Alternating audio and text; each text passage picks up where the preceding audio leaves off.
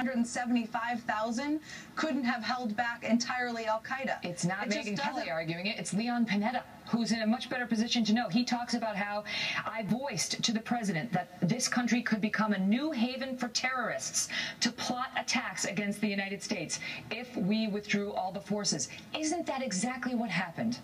That is not what happened.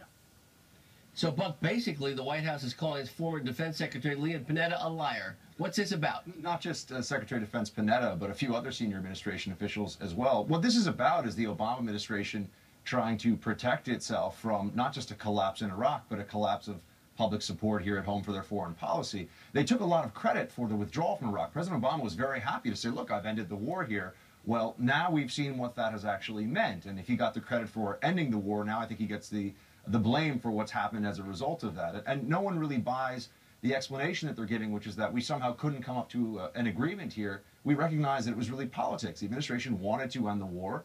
The deal that came before this for a status of forces agreement, there was an earlier one as well before President Obama came into office. That was a tough negotiation. So this is just very clearly them trying to hope that people aren't going to recognize that the disaster that we're seeing unfolding in Iraq is a result of them wanting to leave. I mean, the truth of the matter is that they didn't stick it to him to make sure that we had adequate troops on the ground to protect the gains that we had made as a country, that our military fought so valiantly for in Iraq. And now you see the aftermath of that, but you see an administration that is completely reluctant to take any responsibility from, like you said, they accept all the praise, but none of the reality, the stark reality that's facing America today. And it's not just their desire to leave, it was also the desire to ignore it afterwards. I think when you look at the overall approach administrations had to Iraq, they've tried to be as hands-off as they could.